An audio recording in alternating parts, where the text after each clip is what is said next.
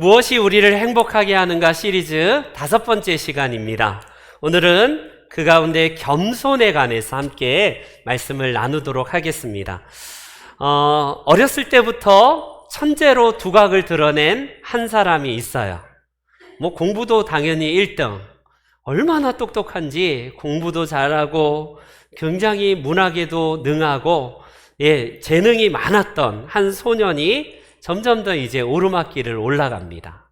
늘 가는 곳마다 각광을 받고 두각을 드러내면서 그의 인생은 오를 수 있는 결국 학계에서 최고의 자리인 그 예일대학과 하버드 대학 교수의 자리까지 올라갑니다.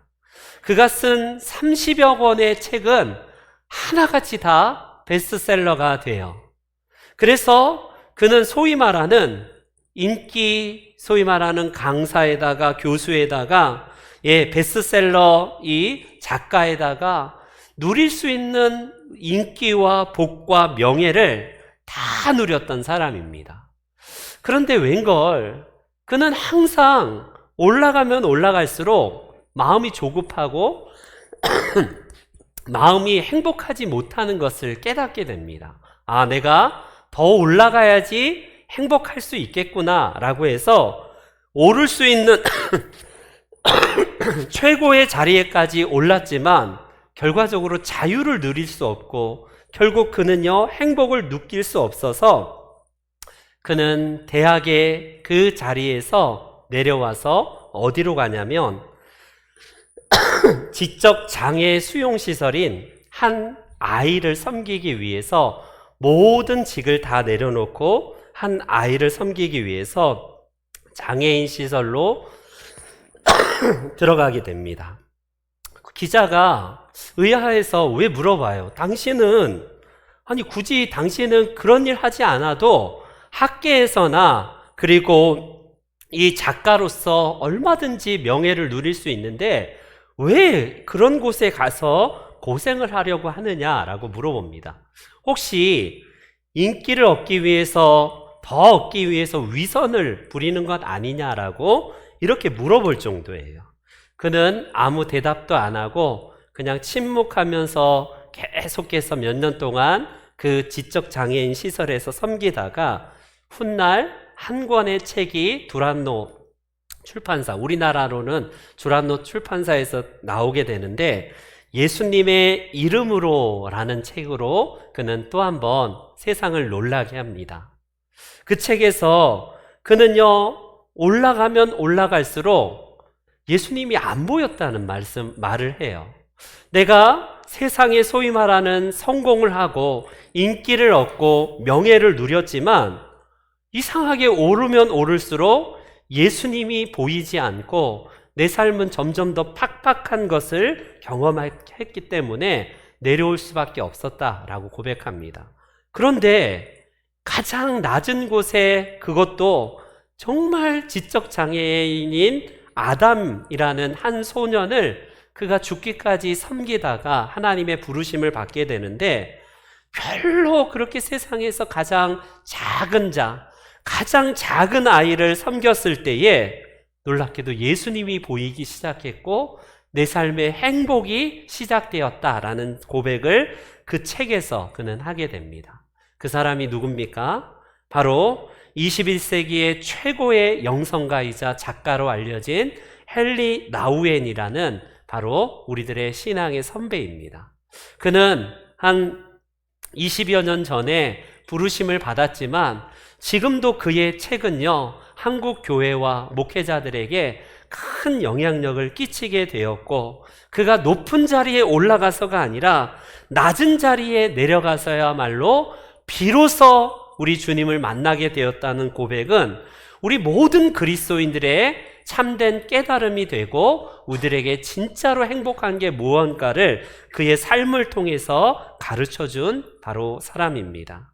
여러분, 우리는 계속해서 무엇이 우리를 진짜 행복하게 하는가를 계속 지금 보고 있지만 그렇게 대단한 것 아니었어요. 우리가 행복의 파랑새는 올라가고 높아지고 뭔가를 가져야만 누릴 수 있고 맛볼 수 있다라고 하는 것이 다 깨어지지 않나요?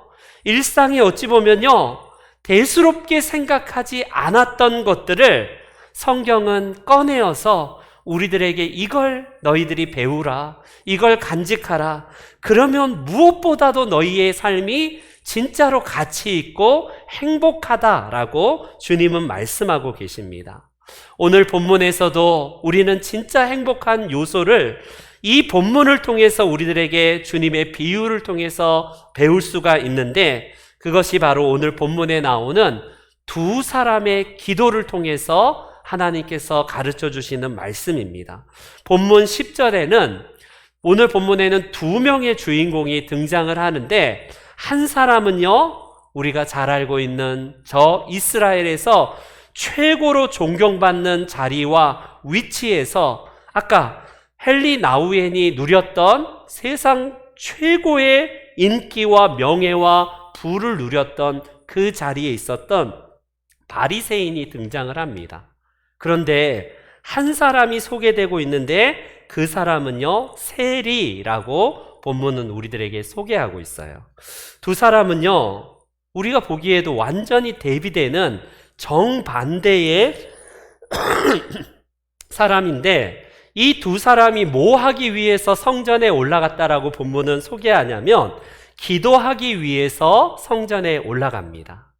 우리는 기도가 물론 저녁 시간에 작정 기도하시는 분도 있고 새벽 기도에 이제 시간에 맞춰서 기도하시는 분들도 계시지만, 이스라엘 사람들은 전통적으로 하루 3번 성전에 올라가서 기도 시간을 갖는 것이 일상화된 문화입니다. 아침 9시와 낮 정오 12시와 그리고 오후 3시가 그들의 주요 기도 시간인데, 이들이 각자 개인 기도가 아니라 공식적으로 사람들이 모여있는 그 시간에 바리새인과 세리도 함께 올라가서 기도하는 내용을 오늘 본문에 소개하고 있습니다. 먼저 우리 11절과 12절 말씀 우리 다시 한번 읽어볼게요. 11절 12절입니다. 다 같이 시작.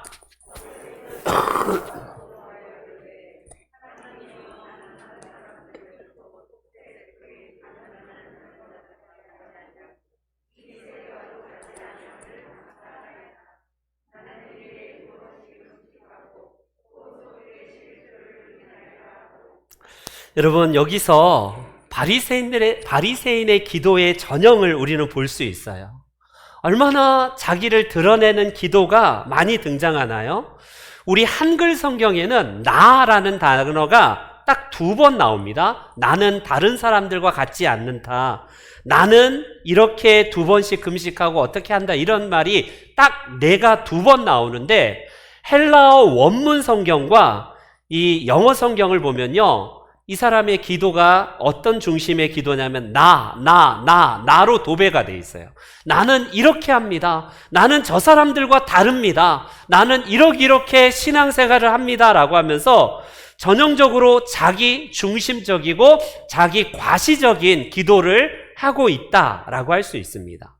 여러분, 이 사람의 기도는 전형적으로 하나님의 은혜를 구하는 게 아니라 나는 이런 사람이라니까요 하면서 그가 서서 기도하는데, 여러분 아마 그는 그의 기도가 소위 말하는 다른 사람들을 기죽이는 기도예요. 하나님, 기도 내용을 보세요. 어마어마한 사람 아닙니까? 우리가 이런 사람이 우리 교회에 있다면 진짜 신앙생활 진짜 잘하는 사람 아니겠어요? 성경의 율법에 따르면 대속죄일 그 기간에 금식을 보통 하는 게 이스라엘의 율법에 따르는 전통인데, 이 사람은요 어떻게 금식으로 기도하냐면 일주일에 2번씩 따로 구별해서 기도하고 있다라고 고백합니다. 여러분, 금식 기도가 쉽나요? 그것도 일주일에 2번씩이나 금식하면서 기도하는 이 사람의 경건과 이 사람의 신앙은 진짜 대단한 사람이에요. 거기다가 밭에서 난 소출에 그 생산자가 이미 11조를 드렸기 때문에 보통 산 사람은 그것까지 따로 뗄 필요가 없는데, 이 사람은요 철저하게 주어진 소득의 10분의 1을 굉장히 열심히 드린 듯해요. 그래서 누구보다도 나는 11조를 이렇게 냈습니다 라고 사람 앞에 드러내는 기도를 하고 있습니다. 무엇보다도 하나님, 나는 저 세리, 저 쌍것과는 나는 다릅니다. 나는 저 사람과 다르기 때문에 감사합니다 라고요, 전형적으로 자기를 드러내는 기도예요. 오늘 여러분, 우리 교회 안에 이런 분들이 있지 않습니까? 진짜 종교적으로는 열심이고 누구보다도 열심히 신앙생활을 해요. 문제는 뭡니까? 다 나 중심이에요. 내가 이런 사람이라니까, 내가 이런 사람이기 때문에 하면서 남에 대한 부분들을 멸시하는 사람들. 그러나 13절 말씀을 또 한번 보겠습니다. 한 번 더 읽어볼게요. 13절 시작.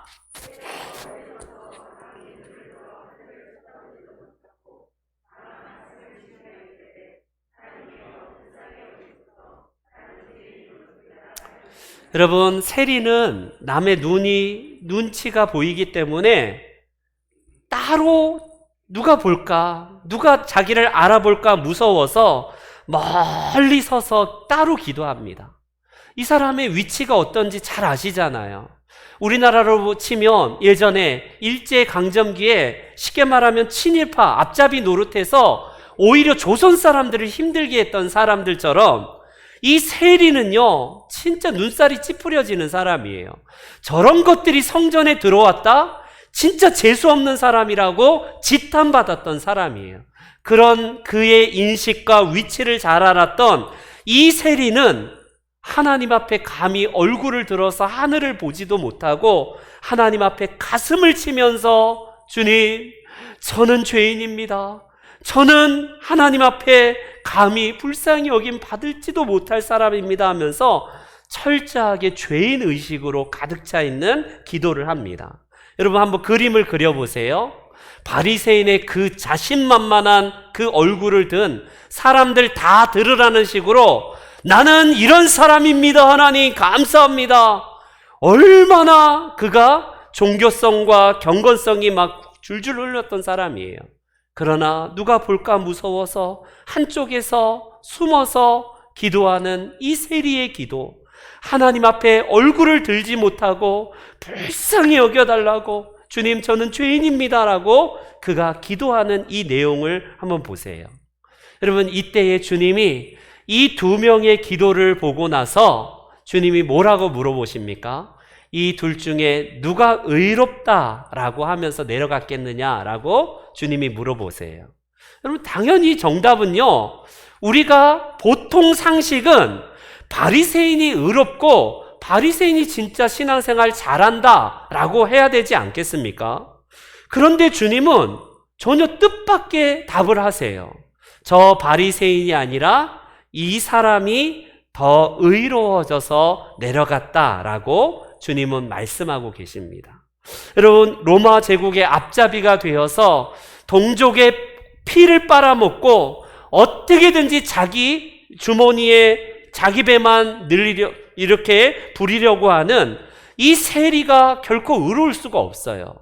우리가 이 바리새인의 기도와 같이 나는 토색한 적도 없습니다. 나는 남의 사기친 적도 없고 간음한 적도 없어요. 하나님, 나는 진짜 나쁜 짓 한 적도 없습니다. 그가 거짓으로 기도한 게 아니라, 아닌 게 아니라 바리새인들은 진짜 의로운 사람들이에요. 진짜 누구보다도 종교적으로 열심히 믿었던 사람이고, 세리에 비하면 진짜 하늘과 땅 차이로서 전혀 누구 사기쳐 본 적도 없는 사람입니다. 근데 문제는 뭘까요? 문제는 뭘까? 예수님의 평가는 우리가 볼 때는 바리새인이 의롭고 그가 훨씬 더 하나님에 의해서 인정받아야 될 사람인데, 예수님의 평가는 어떻게 됩니까? 세리의 손을 들어주시면서 이 사람이 의롭다라고 주님이 말씀하신다는 거예요. 여기서 우리는 왜 예수님께서 이런 말씀을 하실까? 혹시 이 말씀이 기도가 뭔가 잘못되었을까? 기도를 가르치시기 위해서 이 말씀을 하셨을까? 여러분, 그게 아니에요. 본문의 9절 처음 시작을 한번 보십시오. 9절을 한번 보세요. 이렇게 시작을 합니다. 또 자기를 의롭다라고 믿고 다른 사람들을 멸시하는 자들에게 이 비유로 말씀하셨다라고 말씀합니다. 여러분, 이 비유는 기도를 가르쳐주기 위한 주님의 말씀이 아니라 자기가 의롭고 남을 끝까지 계속 정죄하는 사람들, 그 사람들을 타겟으로 주님이 말씀하셨다는 거예요. 달리 말하면 교만한 사람들을 대상으로 아무리 신앙적인 그럴듯한 명분을 가지고 신앙생활을 해도 그 사람은 의로울 수가 없다라고 주님이 말씀하시는 거예요.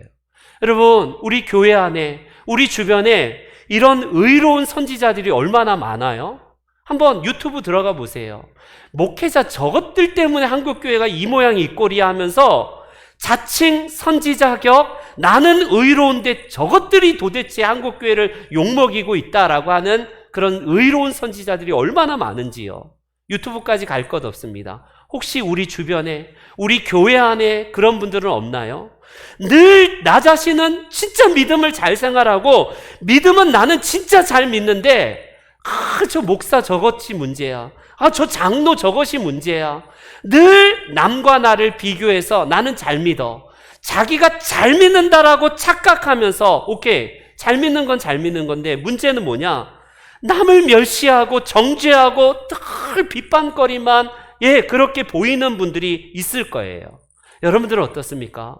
교회 오면 목사의 흠이 보이고 교회의 장로님들의 흠이 보이고 다른 사람의 신앙이 성이 차지 않고 왜 저 따위로 신앙생활할까? 왜 저렇게 할까? 이것만 보입니까? 반면에 나는 늘 의롭고 나는 잘 믿고 나는 이렇게 제대로 된 신앙생활을 한다라고 그렇게 생각하지 않습니까? 이 바리새인은 거짓으로 기도한 게 아니에요. 진짜 일주일에 2번씩 철저하게 율법적으로 금식 기도했던 대단한 사람입니다. 박하와 회양과 그 모든 채소의 그 작은 것일지라도 혹시 11조가 누락될까봐 작은 것도 진짜 철저하게 구별해서 11조를 드렸던 진짜 넘사벽의 대단한 종교인이에요. 그런 그들의 이 종교 생활과 별개로 예수님의 평가는 의롭지 않다라고 말을 해요. 어떻게 된 겁니까? 여러분, 토색하고 불의하고 간음한 저 세리 부류는 진짜 맞아요. 늘 사기치고 늘 거짓말하고 늘 음란하고 늘 그렇게 불의하고 간음하는 자들, 진짜 그들이 이 세리들인데 예수님은 웬걸 이 세리야말로 진짜로 의롭다라고 주님이 칭찬하고 계세요. 인정하고 계십니다. 여러분, 왜 주님이 이런 평가를 내리실까? 그 정답을 오늘 본문에서 14절에 이렇게 말씀합니다. 14절 우리 한번 결론적으로 주님이 말씀하신 내용인데 읽어볼게요. 시작.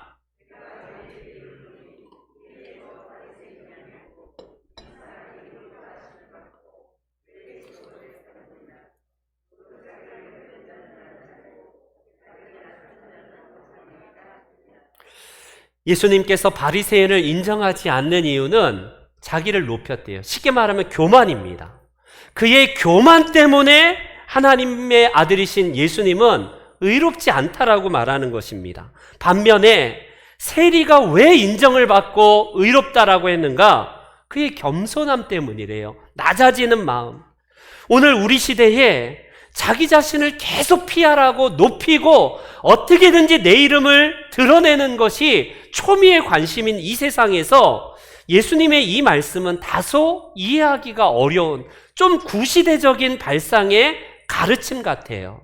아닌 게 아니라 세상은 어떻게든지 너를 올려라, 너를 높여라, 네 자신의 이름을 어떻게든지 드러내라. 그게 네가 행복한 비결이야. 어떻게든지 올라가고 네 이름 석자를 알리면 너는 진짜로 복된 인생이고 성공한 인생이고 행복할 거야. 이게 세상의 원리 아닙니까?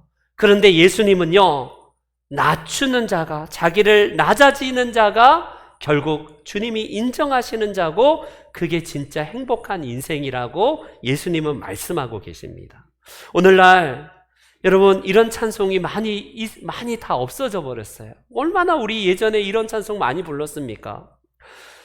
부름받아 나서니 몸 어디든지 가겠습니다. 이 찬송 있잖아요. 근데 현대 그리스도인들이 가장 부르기 싫은 실은 1위의 찬송가에 꼽혔다라고 합니다. 왜요?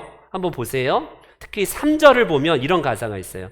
존귀 영광 모든 권세 주님 홀로 받으소서. 멸시천대 십자가는 제가 지고 가오리라. 이름 없이 빛도 없이 감사하며 섬기리.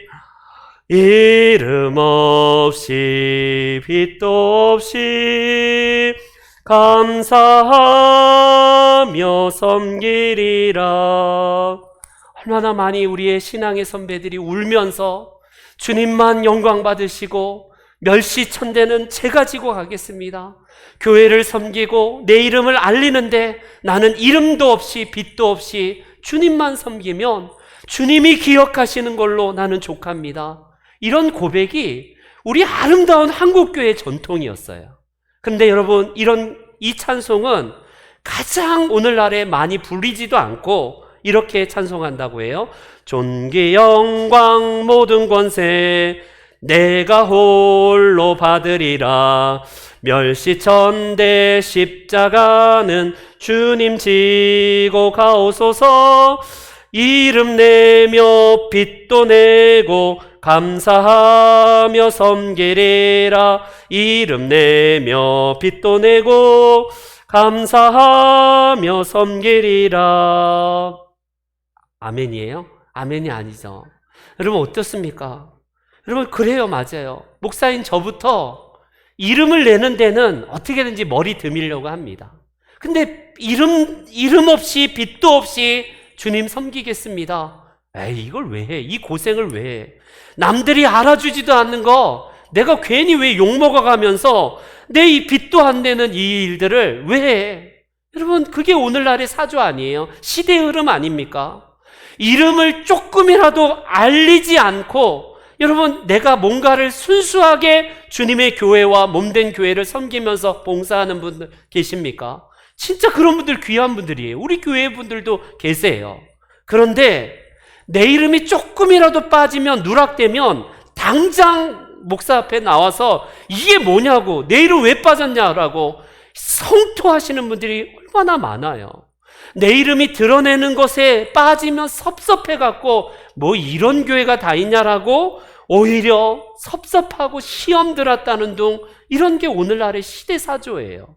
이름도 없이 빛도 없이 주님만 섬기겠습니다.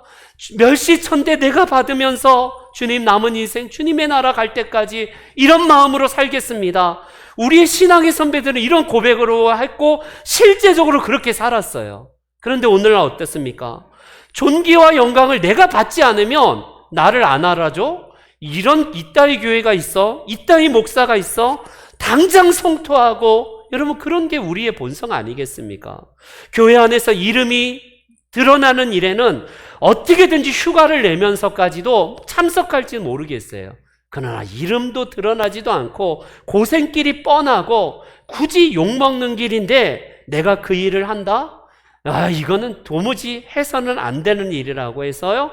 결국에는 이름도 내고 빛도 내는 일에, 결국 사람들에게 감사를 받고 칭찬을 받는 일에 내가 여러분 지금 생색내는 일을 하고 있지는 않는가요? 그러면요, 우리는 종교인이에요. 종교인. 교회 안에서조차도 세상에서 하는 세상 방식과 교회에 와서도 내가 종교라는 이름으로 허울로 그렇게 구실 삼아서 내가 지금 종교인의 노릇을 하고 있다는 겁니다. 그리고 그걸 지금 주님이, 이 바리새인이 그 노릇하고 있다는 것을 지적하신 거예요. 얼마나 마음이 교만하면 자기를 드러내고 내가 이렇게 신앙생활합니다. 나는 이런 사람이다. 나는 저런 놈들하고 격이 다릅니다. 이렇게 기도할 수가 있냐고요. 여러분 한번 보세요. 우리 교회 안에 혹시 나를 드러내고 하나님 저 죄인, 저놈 하면서 늘 멸시하고 정죄하는 사람들이 있습니까? 이거는 신앙인이 아니에요. 종교인입니다. 종교인. 그렇게 해서 어떻게든지 남을 멸시해야지 내 신앙이 드러나고 부각이 되어서 내가 높아지는 길을 원하는 심리가 그 안에 담겨져 있기 때문에 높아지면 하나님이 망하게 안 돼요. 교만한 자는 누가 제일 싫어하느냐? 하나님이 싫어하세요. 성경의 전체를 보면 교만한 자는 내가 손보겠다, 교만한 자는 내가 물리치겠다라고 주님이 친히 말씀하고 계세요. 그러나 겸손한 자에게는 내가 은혜를 베풀고 겸손한 자를 내가 높이겠다라고 주님이 친히 약속하신 겁니다. 여러분 진짜 행복하기를 원하세요? 늘 남들에게 박수 받고 올라가고 내가 인정을 받으면 내가 진짜 행복해, 역시 만족해, 이렇습니까? 그거 오래 못 가요. 더 목말라서 더 많은 인기를 얻고 더 사람들에게 칭찬을 받아야지 내가 직성이 풀린다니까요. 그러나 헨리 나우엔처럼 낮아지십시오. 누가 알아주지 않던 정말 진짜 하나님만 바라보면서 섬기면서 이름도 없이 빛도 없이 내 이름 없는 곳에 섬기고 있습니까? 그게 진짜 신앙인이고 하나님이 높이시는 사람이며 우리의 진짜 행복한 인생이라고 할 수 있습니다. 아이들 동화, 이런 동화 들어봤잖아요. 개구리가 사는 연못에 학이 날라옵니다. 학이 날라와요. 그 학이 얼마나 멋진지, 학에게 황새가 날아옵니다. 황새에게 황새의 다리도 길고 날개도 있고 우아한 그 황새를 보면서 개구리들이 부러워해요. 어떻게 저렇게 아름다울 수 있고 자태가 멋질 수 있을까? 그런데 한 개구리가 황새가 날아가는 모습을 보면서 황홀해하다가 어느 날 황새가 옆에 있을 때 한번 요청을 합니다. 황새님, 저도 하늘 좀 나르고 싶어요. 제가 하늘을 날 수 있게 기회를 달라고 합니다. 아니, 너는 날개도 없는데 어떻게 날려고 해? 날 수 있는 방법을 제가 생각해냈어요. 막대기를 황새님이 다리로 딱 잡고 있으면 제가 막대기를 입으로 물겠습니다. 그러면 저를 데리고 하늘로 올라가 주시면 제가 날 수 있을 거 아니겠어요? 이야, 진짜 그거 좋은 아이디어인데, 그래 한번 해보자 라고 해서 꿈에도 그리던 진짜 하늘을 날아요. 개구리 마을에 개구리들이 놀래서 막 바라보는데, 이야, 진짜 저 개구리 하늘을 나네? 도대체 저런 신박한 아이디어, 기발한 생각을 누가 했지? 라고 했더니 입에 물고 있는 개구리가 못 참아서 누구야? 나야! 하는 순간 곤두박질 쳐서 결국 배 터져서 죽습니다. 여러분 어때요? 우리의 본성은 나를 자꾸 드러낼 때에 여러분 망합니다. 우리의 신앙은 항상 겸손하게 낮은 곳에 있을 때에 주님이 높여주신다니까요. 그러나 이 개구리처럼 사람들에게 어떻게든지 자기를 드러내서 나래니까, 내가 이 교회에 11조 1등이라니까, 내가 이 교회에 처음부터 얼마나 섬겼는데 늘 자기 중심이에요. 내가 얼마나 교회에 봉사를 많이 하는데, 내가 이 교회에 얼마나 내가 많이 섬기고 있는데, 늘 나를 드러내고 나를 부각시키고 나를 그렇게 높이는 게 여러분 얼마나 불쌍한 인생입니까? 그것으로 보상받으려고 하면 그게 행복한 게 아니라 진짜 불행한 인생이라니까요. 주님은 현코 그런 인생은 행복하지 않다라고 말씀하고 계세요. 여러분 사울을 한번 보세요. 사울 왕이 초대 왕이 될 수 있었던 비결을 성경은 겸손에서 꼽습니다. 겸손.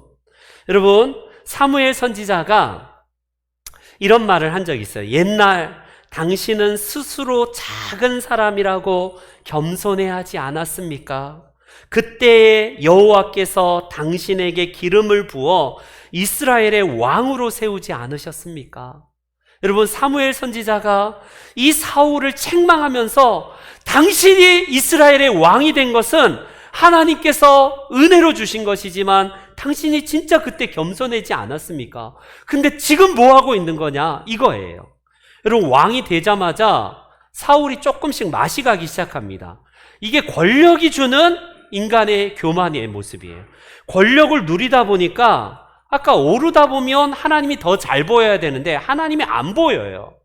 내가 인생에 성공을 하고 뭔가를 쥐어지고 뭔가를 세상 사람들보다 더 많은 걸 누리면, 가지면 행복하다?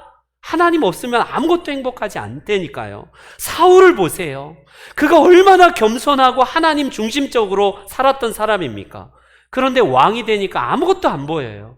제사장만이 할 수 있는 제사를 자기가 마음대로 집례하고요, 결정적으로 아말렉과의 전쟁에서 모든 것 다 불태우고 다 진멸하라 라고 이렇게 말씀하시는 하나님의 명령을 정면으로 불순종해서 좋은 것을 자기가 취하고요, 나머지 필요 없는 것들만 결국 다 불태워버리고 진멸해버립니다.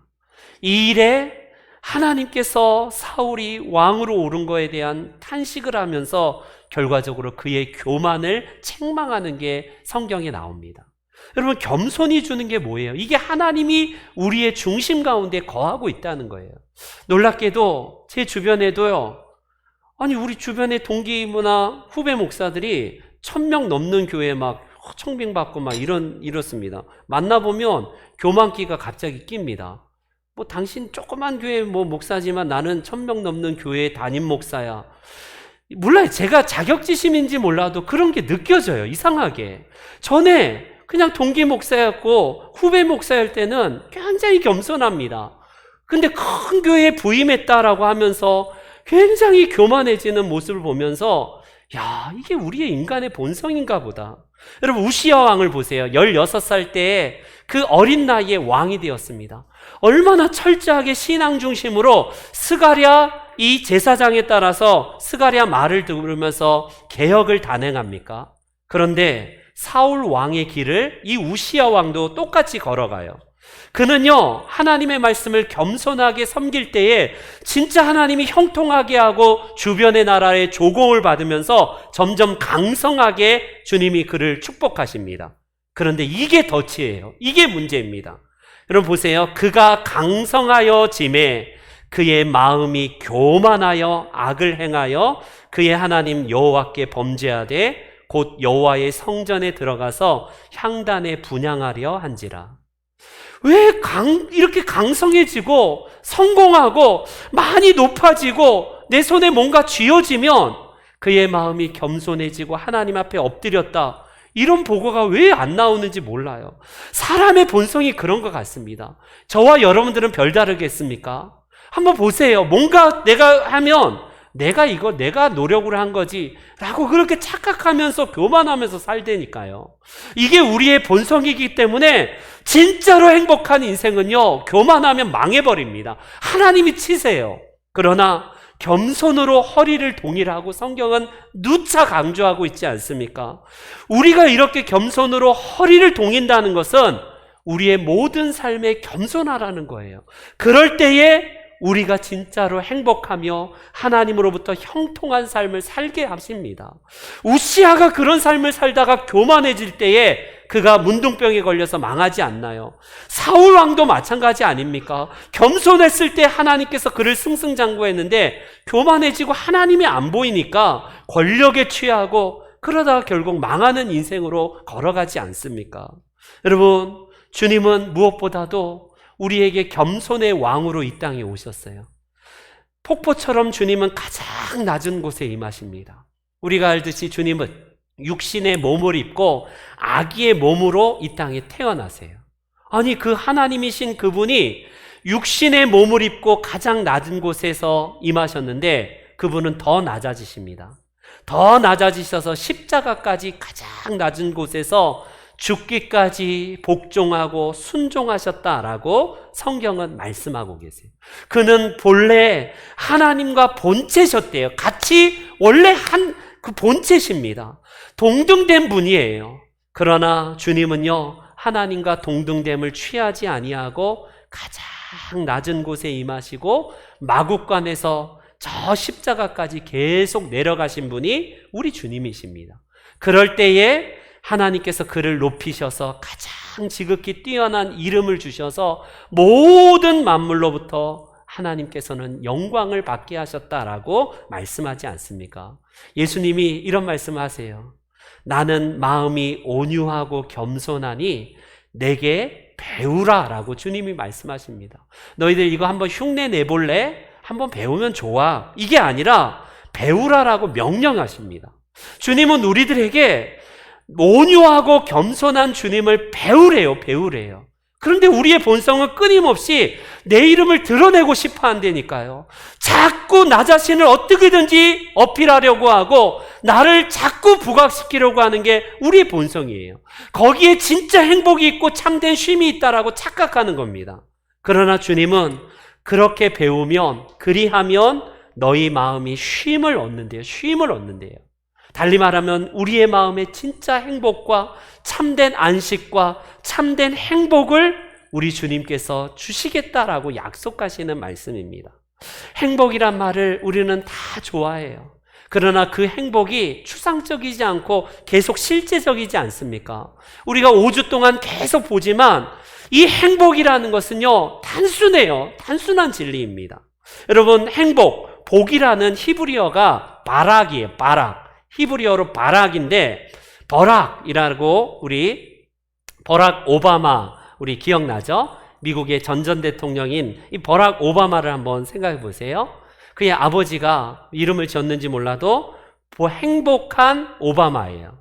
오바마가 성이고 버락이 이제 이름인데 복이에요. 말 그대로 오바마를 축복된 인생, 행복된 인생으로 살라라고 그의 부모가 지어줬겠죠.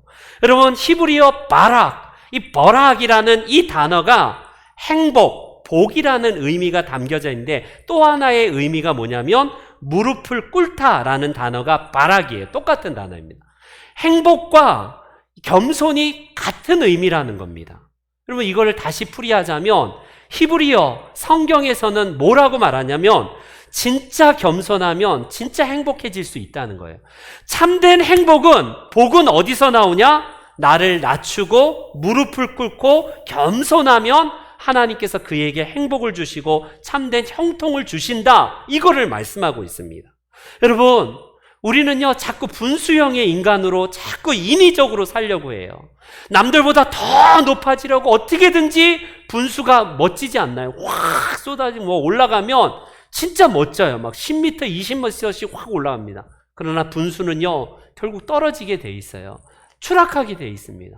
그러나 폭포를 보세요. 자연스럽지 않나요? 폭포의 그 장관, 폭포가 위에서 아래로 내리꽂히는 그 장관을 한번 보십시오.